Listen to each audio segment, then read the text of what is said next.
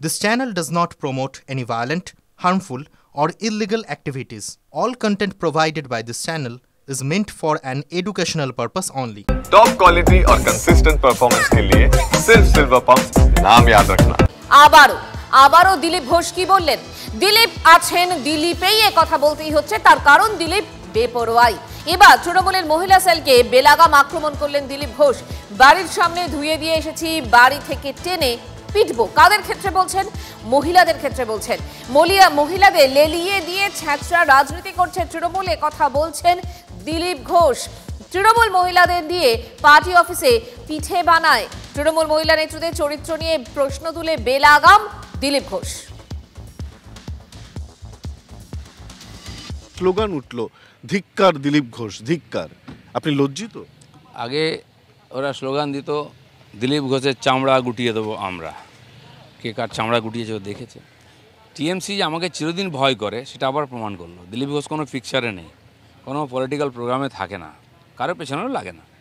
সুযোগ পেলে ওরা আমার পেছনে লেগে একটু খবরে আসার চেষ্টা করছে। আমি বলছি, আমাকে পাবলিসিটি দেওয়ার দরকার নেই, তোমাদের পার্টির ঠিক করো। এই ধরনের ছেঁচড়া রাজনীতিটা বন্ধ হওয়ার দরকার আছে। যাকে তাকে রাস্তায় নামিয়ে যাত্রার পিছনে লেলিয়ে দেওয়া, এই রাজনীতি বন্ধ করুন, এতে কোনো লাভ হবে না।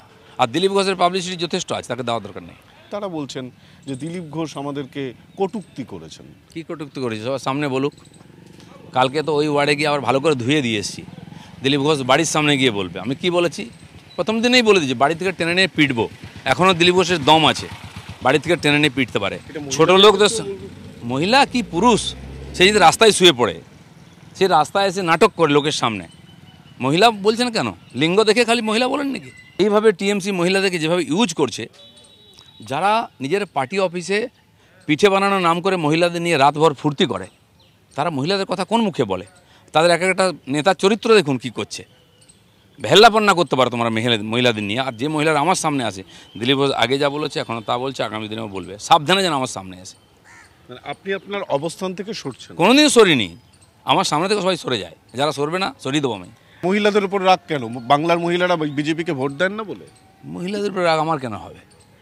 আমার পার্টির মহিলাদের জিজ্ঞেস করুন, ওদের চেয়ে বেশি মহিলা আমাদের সঙ্গে। কিন্তু এরকম ছেঁচড়া আমার পার্টিতে আমরা রাখি না। যে পার্টির নেতারা ছেঁচড়া, সেখানে ভদ্রলোক কী করে থাকবে? চরিত্র দেখুন ওদের। ওখানকার পাড়ার লোক ছিছি করছে। মহিলাদের আমি ব্যক্তিগত বলতে চাই না, পয়সা নেই ওরা খড়গপুর ঘুরে ঘুরে ঝগড়া করে। লোকে ওই একজন মহিলাকে মেরে গাছে বেঁধে রেখেছিল, ছাড়িয়ে নিয়ে এসছে। আর প্রদীপ নাকি বলছে আমাকে দেখে নেবে। আর তোর সঙ্গে 4টে মহিলা ছাড়া কেউ নেই, তোর বাড়ির লোকও নেই, আমাকে কি দেখবি? গেছিলাম তো, বলছে আসুক। আমি আসতে হবে না, আমি আসছি তোমার। ও পালিয়ে এসেছিলো কলকাতায়। কলকাতায় মিছিল করে কোনো লাভ হবে না। দম থাকলে খড়গপুরে লড়াই করো দিলীপের সঙ্গে। খড়গপুরে কি লড়াই হচ্ছে নাকি আগামী দিনে? খড়গপুর কেন বলছেন? খড়গপুরে হয়েছে ঘটনা তো। ঘটনাটা দিলীপ ঘোষ কিচ্ছু নেই কোথাও, খড়গপুরের লোক দিলীপ ঘোষের সঙ্গে আছে। গতকালই আমরা দেখেছিলাম যে তৃণমূল মহিলারা তারা কিন্তু রাস্তায় নেমেছিলেন, তারা প্রতিবাদ করেছিলেন। তারপরেও আমরা দেখলাম যে দিলীপ আছেন, দিলীপেই। এই মুহূর্তে হুমায়ুন কবির আমাদের সঙ্গে রয়েছেন। কবির সাহেব, দিলীপ ঘোষ যে কথা বলছেন, তারা মহিলারা মূলত তৃণমূল কংগ্রেস করেন এমন মহিলাদের রীতিমতো কুকথা, তিনি কুকথার ফুলঝুরি ওড়াচ্ছেন। কি বলবেন? তিনি বলছেন বাড়ি থেকে এনে পিটবো, এরকম ধরনের কথাও বলছেন। ঘোষ এমনি কুকথা বলাতে বিখ্যাত। তারপরে আবার এখন ওনার পার্টি ওনাকে 2024-এ লোকসভা থেকে ঘাড় ধাক্কা দিয়ে অন্য জায়গায় নিয়ে গিয়েছে। মেদিনীপুর থেকে বর্ধমানে পাঠিয়েছিল, সেখানকার মানুষ ওকে প্রত্যাখ্যান করেছে বা লোকসভা থেকে যেতে পারেনি, হারিয়ে দিয়েছে। এখনো খেতে গিয়েছে। একদিকে শুভেন্দু অধিকারী যেমন খেতে আছে, বিভিন্ন জায়গায় বিভিন্ন রকম বাজে কথা বলছে, একইভাবে দিলীপ ঘোষ মহিলাদের সম্বন্ধে কটূক্তি, কখনো বলছে গলা টিপে দেবো, কখনো বলছে আমি গাড়ি চাপা দিয়ে চলে যাব। ও যতটা আস্ফালন করে ওই ওর রাজনৈতিক ক্যারিয়ারে। কিন্তু বোঝার চেষ্টা করছিলাম হঠাৎ মহিলারা টার্গেট কেন দিলীপ ঘোষের কাছে? আরে বিজেপির নেতারা তো মহিলাদেরকে সম্মান দিতে জানে না। বিজেপির যত নেতা আছে তার 1/3 নেতা মহিলাদের সম্বন্ধে কুকথা বলা, তাদের সঙ্গে দুর্ব্যবহার করা।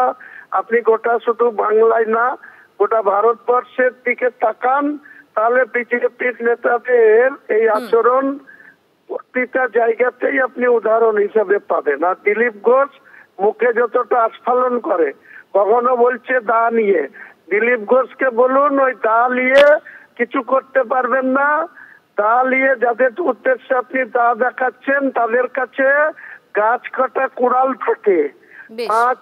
5 ফুট তার বাঁট থাকে, 5 ফুট দূর থেকেই ওই দায়ে কোপ দিয়ে দা আপনার ভোঁতা করে দেবে। যাদের উদ্দেশ্যে উনি দা দেখাচ্ছেন তাদের ঘরে ঘরে গাছ কাটার কুড়াল থাকে, সেই কুড়ালে করে দিলীপ ঘোষের এই আস্ফালন। কবির সাহেব, আপনাকে অনেক ধন্যবাদ। ভরতপুরের তৃণমূল বিধায়ক হুমায়ুন কবির আমাদের সঙ্গে ছিলেন। গতকাল যে ছবি এখন আমরা দেখাচ্ছিও, যে গতকাল মহিলা তৃণমূল তারা পথেও নেমেছিল, তারা প্রতিবাদ জানিয়েছিল, কিন্তু আজ সকালবেলাও দিলীপ আছেন দিলীপেই। চন্দ্রিমা ভট্টাচার্য গতকাল কি বলেছিলেন শোনাই একবার।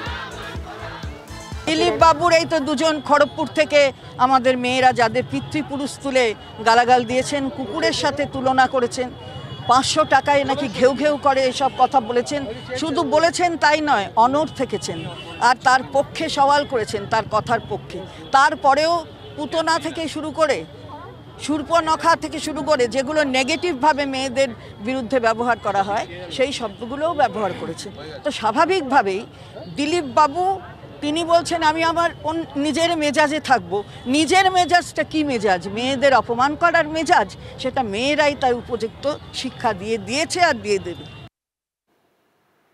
চন্দ্রিমা ভট্টাচার্যের বক্তব্য আপনারা শুনলেন। রাজ্যের মন্ত্রী এবং তৃণমূল কংগ্রেসের অত্যন্ত একজন পদাধিকারী তিনি বিরূপ কথা বলবেন, তিনি সমালোচনা করবেন, সেটা তো স্বাভাবিক। কিন্তু দিলীপ ঘোষ যেভাবে লাগাতার এই ধরনের মন্তব্য করে যাচ্ছেন, তাতে কিন্তু তার দলের নেতারা তারাও অস্বস্তিতে রয়েছেন।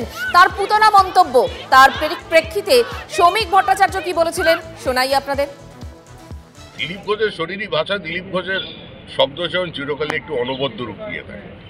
তো স্বাভাবিক ব্যাপার, দিলীপ ঘোষ যদি কৃষ্ণের ভূমিকায় অবতীর্ণ হয়ে এই অসুরদের বধ করতে পারেন, যারা দিনের পর দিন দিকে দিকে খুন দর্শন চালিয়ে যাচ্ছে, তাহলে তো ভালো কথা। দিলীপ ঘোষ যখন বলেছে কিছু একটা করবে।